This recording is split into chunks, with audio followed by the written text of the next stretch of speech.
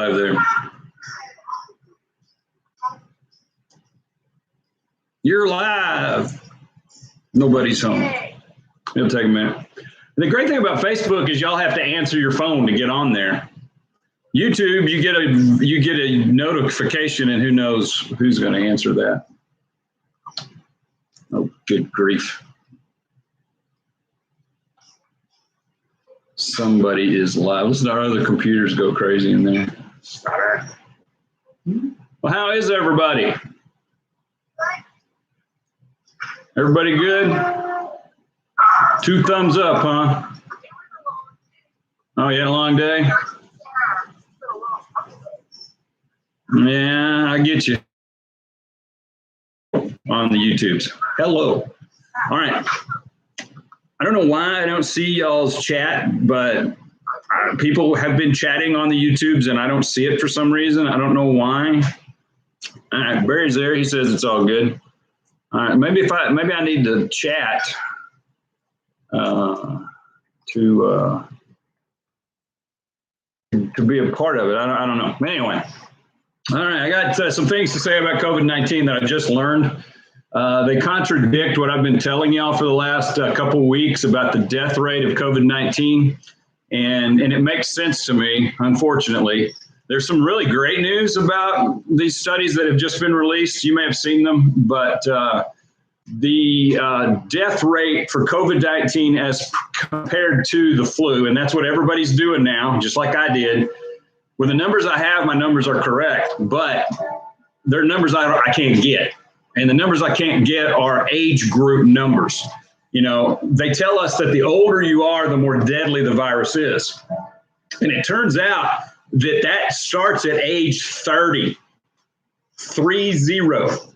If you're over 30, the death rate for COVID-19 is actually higher than seasonal flu by 2 or 3 times, okay?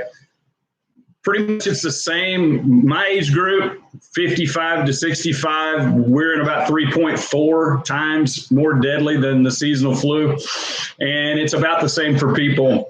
It's strangely, if you're over 80, because you die of everything else too, the death rate is kind of low for them. It's actually 2 something. But this is the reason they freaked out about it.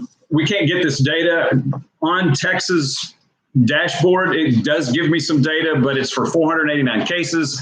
It's for, and it doesn't tell me like how many people my age get the thing. So there's no way I can run a death rate. You have to run a death rate based on apples. You know, if I want to find the death rate of all the 55-year-old people in this room, I have to know how many of them got infected. And they're not telling me that. And I don't know why, but they just can't gather the data. I think it's a big thing. So we're going to be careful. That data with, the good news there is that schools can reopen. Kids don't die from this. They just don't. And schools can reopen. So that's amazing. So we're going to have a summer and then we're going to go back to school. I think that's really good. We do need to take care of our older population, of which I am one, evidently. Anyway, Gina's old, but I am not. She is wearing is that a muumuu? Is that what that is? So I just got the evil eye. I got that. If looks could kill, I would be vaporized right now. Anywho, no, I'm not turning this around. She will in fact murder me in our kitchen with a lead pipe, and it won't be Colonel Mustard this time. All right. So anyway, so I think our church can begin to do some more things. The reason I'm in my kitchen is because it's hot at the church. It's hot up there, and I'll have to cool the whole thing down. Well, hi, Abigail. I have to cool the whole thing down just to do my live stream from up there, and it's just not worthwhile. When we're able to start gathering together on Wednesday night again, it'll be fine, and maybe because the numbers for children are really low, we might be able to begin to open that back up again. Some of the recommendations are to open camps in parks this summer. That's what they're talking about today. We'll have to wait and see how that all goes. But anyway, and when I put that data together with the survey that I gave y'all, and thank y'all very much, 16 of you took the survey. Most of you older, young people, Abigail, Michaela, would you please take the survey? It's on our Facebook page. Get your mom to help you, Abigail. You don't have a Facebook page. I need to get some feelings from younger folks. Everybody's over 30 that took it. Most of you are older than dirt, but pretty much everybody wants to gather together with proper precautions. That's pretty much how it's going. There are a couple of people who are who's bunk and I don't care. Let's get back together. So, take off the ends and you got a bunch of people who say, let's gather together. Let's take precautions. Let's maybe wear some masks. Let's maybe hand sanitize a lot. Let's wash our hands, but let's gather. So I'm all in. And that's kind of what we're doing already. We don't have to change a whole lot. We just need to figure out how to add our Bible study back in and add our Wednesday night Bible study back in. And I think that's coming in the next few weeks. We'll have to see how these numbers go. But it has been nice to save the money on the electric bill. That's kind of a big deal. We pretty much shut it all off, so it just only works on Sunday, and so we want to keep that benefit as long as we can. Because if the numbers are really low at church, it doesn't make any sense to air condition that giant building. We're probably going to move into some smaller rooms. I know it didn't make sense with social distancing, but I think we can accomplish that. So working on that and working on getting my my children's and youth teachers. You're not catching this from children. They're not going to give it to you. So that's very, very low chances of that happening from what I just heard. So, and when I say just heard that, I was listening to the podcast right before I went live. So matter of fact, I almost missed y'all because I wanted to finish it and didn't have quite time. So Anyway, that's the COVID-19 stuff. It's starting to look better. The states are opening. We have to do that. We're going to die of starvation if we don't. So, got to take some chances. You drive a car 55 miles an hour, you take a certain amount of risk because human bodies are not designed to come to a complete and sudden stop at 55 miles an hour. So there. I have something for you, James. The Big Rock Gun Club thing. I think, are you interested in going? I threw it out to you as an option if you'd like to go. I'm kind of ambivalent about it. Okay, I'll just go then. Yeah, I'll just go then. And I think that might help them since they have to limit to 30. I don't want to bring my whole team out there. I'm pretty good at going to a training, digesting it, and bringing it back to my people. I can do that. And that's what my job is to teach people. So I think I can do that. It'll be the third or fourth church security training I've attended. It might bore me to tears. I'm sure I'll learn something. That's what I saw about training. Even if it's not the greatest training in the world, until I know everything, I'm going to learn something. Yeah, that's exactly right. So, I think I'll go. So I'll pay for it. I'll send it in and take care of that. Hopefully I can even get a spot. I didn't look at it till today, but I finally figured it out. And okay, good. Good talk. All right, we are in 2 Samuel chapter 8, where we are going to see kind of a summary of, I don't care that my head's cut off. That's just dumb. Anyway, we're going to see a summary of the battles that David has won. And again, it's a summary, so a lot of this stuff is not happening in chronological order, but what is happening in chronological order is this incredible promise that God made to David in chapter 7. Chapter 8 is now going to say, this is how God came through and did this for David. So you kind of have to do that when you're writing a story or a history. If you write a history book, you're going to write some things and you're going to, expand the history a lot. And then you're going to come back in chapters following and flesh out that history. So that's exactly what's happening here. We're going to get a big overview history. It's not going to happen in order, but it is the fulfillment of this prophecy. And let me remind you, some of you may not have heard it, but God says to David, okay, listen, you want to build me a temple? Fine. I'll let one of your sons do that, but I'm going to make your kingdom a permanent kingdom, and I'm going to expand your borders to these places, and you're going to be a successful warrior. There's going to be some harsh things happen here, so let me say this first about war and God. We see war as a horrible thing that should be abolished, and I think God sees it that way too. The only problem is he made human beings to be violent.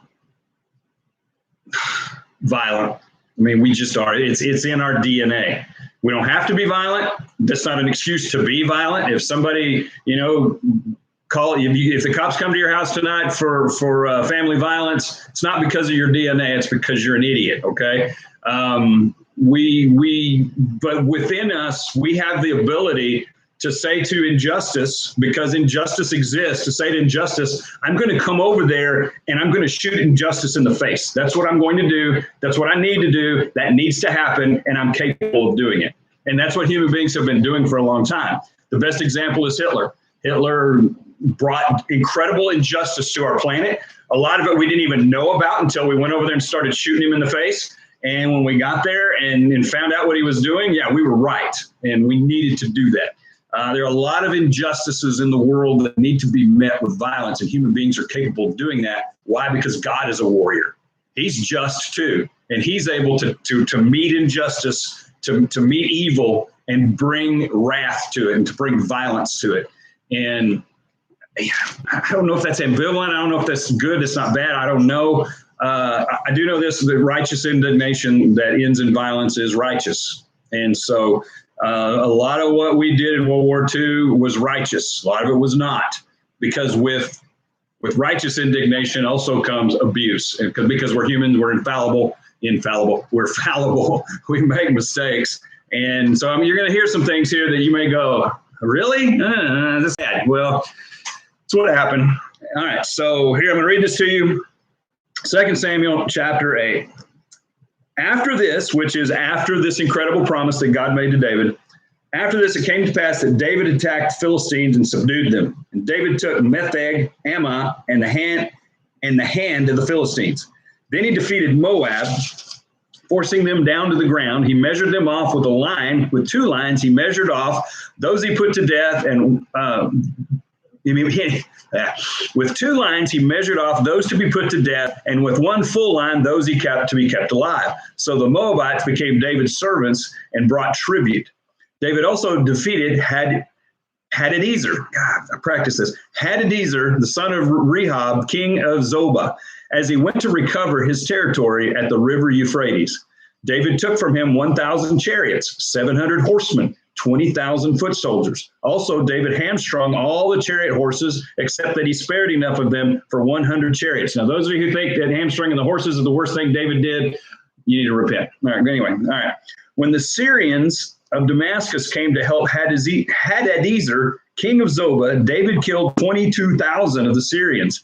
Then David put garrisons in Syria of Damascus, and the Syrians became David's servants and brought tribute. So the Lord preserved David wherever he went. And he took the shields of gold that had belonged to the servants of Hadadezer and brought them to Jerusalem. Also from Betah and from Berotai, cities of Hadadezer, King David took a large amount of bronze. I guarantee you he killed these people because he couldn't pronounce their names. That's exactly what he did. All right. When Toi, king of Hamath, heard that David had defeated all the army of Hadadezer, then Toi sent Joram, his son, to King David to greet him and bless him, because he fought against Hadadezer and defeated him. For Hadadezer had been at war with Toi. And Joram brought with him articles of silver, articles of gold, articles of bronze. King David also dedicated these to the Lord, along with silver and gold that he had dedicated from all the nations which he had subdued, from Syria, from Moab, from the people of Ammon, from the Philistines, from Amalek, from the spoil of Hadadezer, the son of Rehob, king of Zobah.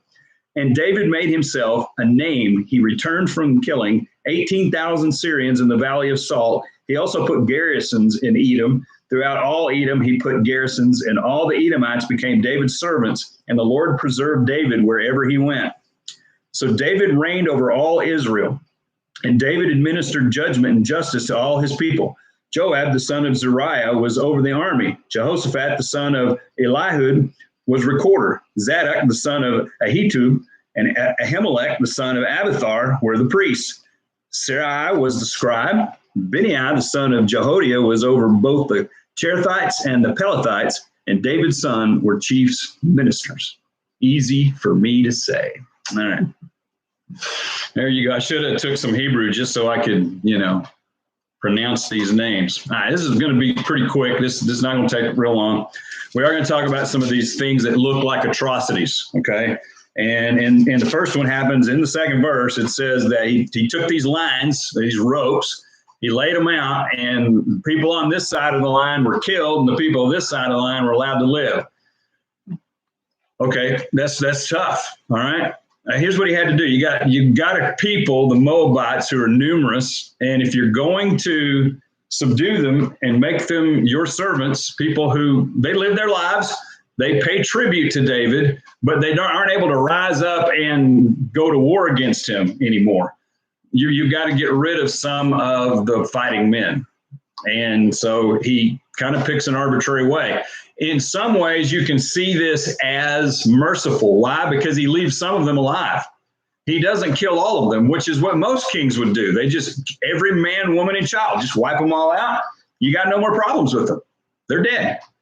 Dead people do not fight you. So if you want to stop a fight, often you can do that.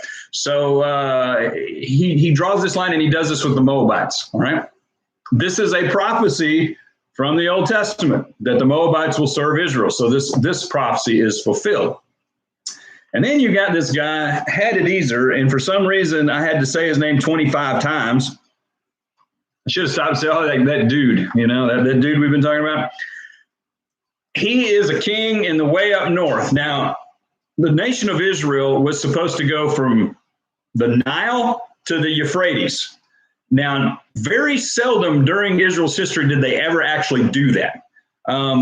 They kind of did it after the 6-day war, and Israel had to give back as a concession to Egypt, the Sinai. They took it.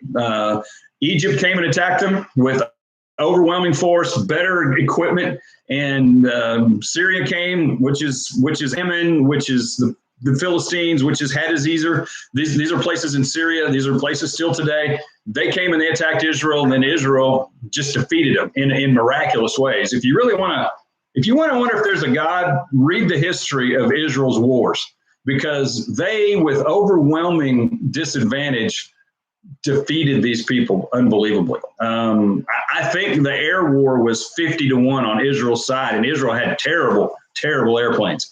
So it's just pretty amazing. So go read that. If you're having trouble believing, you'll see God working in your time, my time.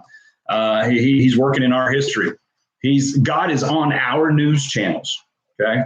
So anyway, so Hadadezer is this guy up north, and he has the land up by the Euphrates. So David goes and he defeats him, and he's able to get this. He's also very rich. He's also very powerful. He has these gold shields, and he has these 1,000 chariots. I find it really interesting that David only saves 100 of them. He's got 1,000 chariots, and David saves 100 of them. Why? Because all David needs is 100 of them. This dude has 1,000 chariots. He is a ruler of the magnitude of Assyria or Babylon. He really is some kind of deal. And you're probably scratching your head going, maybe you never heard of him. Yeah, I had to look all that up today because I really hadn't heard of it before. But yeah, he was kind of a big deal for a short period of time. David defeats him, and he kind of leaves the history pages. All right. There's some archaeological evidence here. These towns exist. These things happen. You can see it in the archaeology. So David takes this promise that God is going to make him into this nation, and he makes it happen. And he does so in a miraculous fashion. God is with him. God helps him defeat these people, and he does that. Now he hamstrings the other horses. Why? Because, well, a horse is nothing more than a war machine. And if you're going to defeat a people's ability to go to war, you've got to get rid of their machinery. And the horses are part of that machinery. Have a lot to say about horses. I know some of you really love horses. We've lost Sarah. She's disappeared. All I see is her lamp now. But anyway.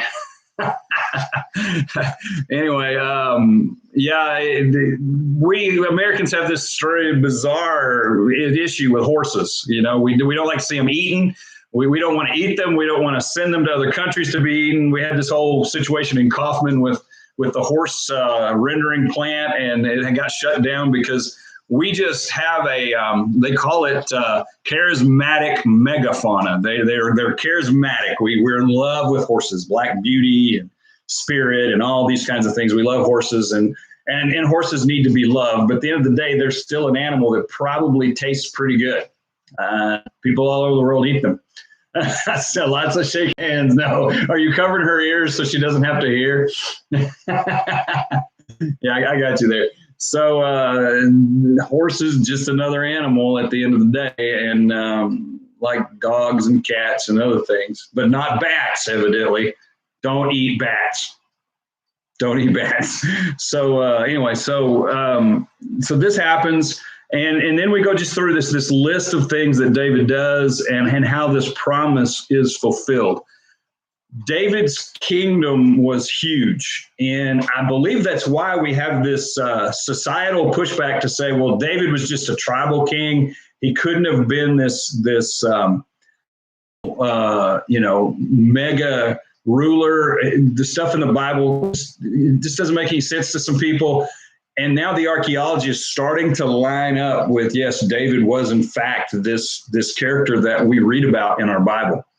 And it is amazing to me just how unbelievably huge the archaeological evidence supporting the Bible is when it's absent from other, even history books. History books have just been proven to be they were wrong. I picked up, if you're going to pick up a history book, HEB is probably not the best place to pick up a history book, but it was called Pistol Packing Preachers. Seemed to be right up my alley. I got to read this book. And in the first page, I just put it down for a while because she talks about a preacher who, and it's about itinerant preachers who in the Old West, they would, travel around in a circuit and they pastor, various churches. Most of them were Baptists. A lot of them were Methodists. And they were illegal in Texas. Why? Because in Texas territory, the Catholic Church owned that, and you could only have Catholic churches and missions. You couldn't have Baptist churches. So they were under the radar, which, again, excites me. If we have to do that, I'm in. I'm going to do the under the radar thing, and I'm going to pack a pistol because that's just what I do. Well, anyway, she's talking about this guy in 1830 who had a revolver.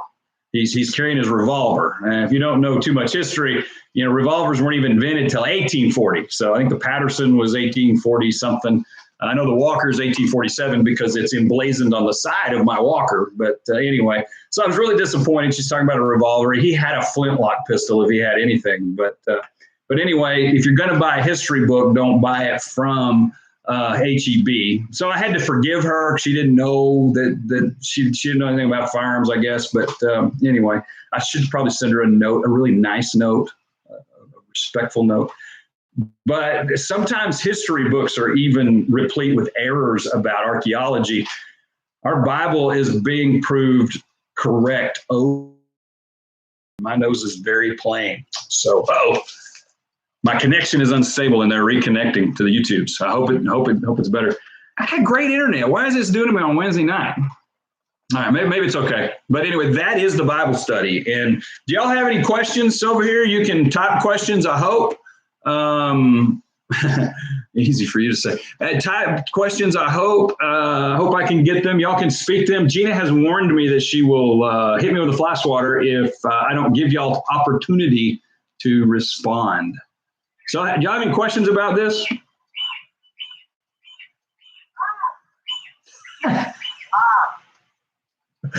That's why I have a Senegal. They're the quietest bird on the planet. Anyway.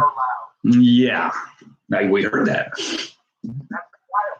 That's the quiet one. I wanted a conure for a long time, and then I listened to a conure, and I said, I'm not having a conure. That ain't happening here. Yeah. Yeah, that bird's got bigger lungs than mine. Any questions at all about that? Ray Brown said Satan. Yeah, Satan is in control of the internet. You're right. And we know this for sure. All right, any prayer requests tonight? My chigger bite is better. Jen reminded me that I had to pray for that chigger bite. Going to the range tomorrow, and I will be wearing permethrin-covered clothes. It actually works. Holy cow, I hate chiggers. I can't believe I survived 20 of them. I think it was 20. It might have been 13. Felt like 1,000. Death by 1,000 cuts. Yeah, two are bad. Oh, boy, this one was bad. And anyway, the tick bite is not Lyme disease. I'm happy. You know chiggers. I've gotten them exactly twice in my life. 2 times. I've had two chigger bites. Well, 21 chigger bites now. And if it was a daily occurrence, I would move. I would not live in a state that they bit me every day. Not a chance. They are of Satan. Them things are bad. And of all the things I hate in life, itching is probably at the top of one of my lists. All right, any other prayer requests? People are not going to the hospital. People are not getting sick. It's just odd. We've had very little of that. There's a memorial service at the church this Saturday.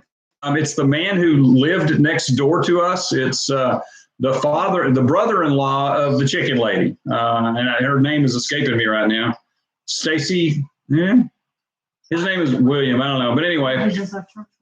Yeah, he came to church a couple of times. He was a fine gentleman, a veteran. Always love to serve my veterans. And so pray for that family. They're going to have a COVID-19 memorial service in our buildings this Saturday. So pray for that family.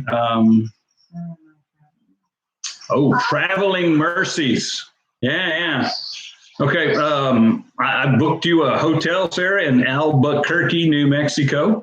Try to saying these names is easy. I can't spell Albuquerque no matter how many ways I try. It just doesn't work.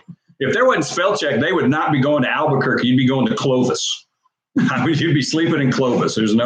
Maybe even Tucumcari. Tucumcari is easier to spell than Albuquerque. Man. So anyway, pray for them. They're leaving Friday morning, coming back sometime Saturday. So, be a girls trip. They said I couldn't come. I wanted to be their armed agent, but they wouldn't do it. So, and besides, I have to work. So, pray for that.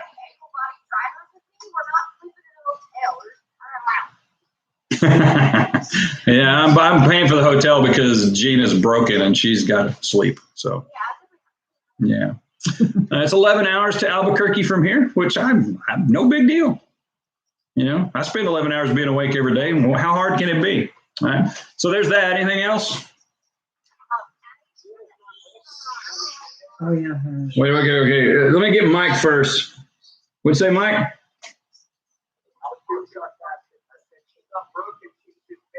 She's bent. She's not broken. Abigail has a sore tooth. The tooth she had root canal is now hurting her. So we need to pray for her. Yeah, she complained a little bit today. And rightly so. Toothaches are bad. Everybody else seems to be fine. Oh, Eli has a nasty, mysterious rash of some kind. He didn't come to church Sunday because his eyes were nearly swollen shut. We had to give him Benadryl to keep his eyes open. And so, I don't know what it is. Don't send him to that friend's house ever again. He's being punished for not social distancing. That's what it is. So anyway, pray for Eli. Oh, my back is hurting too. About the only thing I can do without pain is run. Yeah, is run. I can run, but other than that, I can't. Everything else hurts. So, James, I'll be complaining a fair bit tomorrow night. Yeah, I'll whine. It's I don't complain, I whine. Any other prayer requests? All right, well, let's get this done before my internet dies. That's always a good goal. Father, we come before you, and God, we ask you to bless our time together here. We ask you to bless this word that you've so graciously provided for us. And God, you've also left breadcrumbs in the dirt for us to hang our faith on when it's hard. And Lord, we pray that you would bless all of these that we've mentioned today. God, the prayer requests I remember from Saturday or last Wednesday, God, for our soldiers serving America, for our wonder whose house that is, for our nurses on the front lines, our doctors, everybody serving in this COVID-19 world.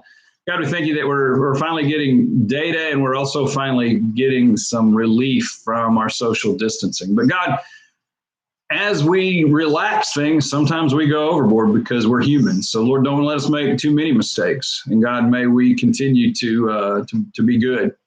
And God, we ask you to bless these that we've mentioned, Father, for everything from chigger bites to rashes to teeth and traveling. God, we just pray that you'd be with us. And we know you can, because you promised David some things, you came through, and it's written down in your book. So God, we lift it to you, and Lord, we pray that as a church, we would open appropriately and correctly. God, we would not have a situation where we get people sick and we have an outbreak in our own place. And God, we thank you that our county is just incredibly low in cases. And God, just let us be careful. And God, we will be careful to praise you for all that you do. We ask it in Jesus' name. Amen. Amen. Well, I just decided tonight I'm probably not going to go get this virus. I think we need to respect it a little more than I've been saying. I mean, the data I have is everybody, and because part of the population gets it so little, the other part of the population dies pretty regularly from it. So, I'm kind of in that in between. I'm in a little better shape than some my age, but I'm not going to get this thing on purpose. If I get it by accident, then yeah, I'm fine with that.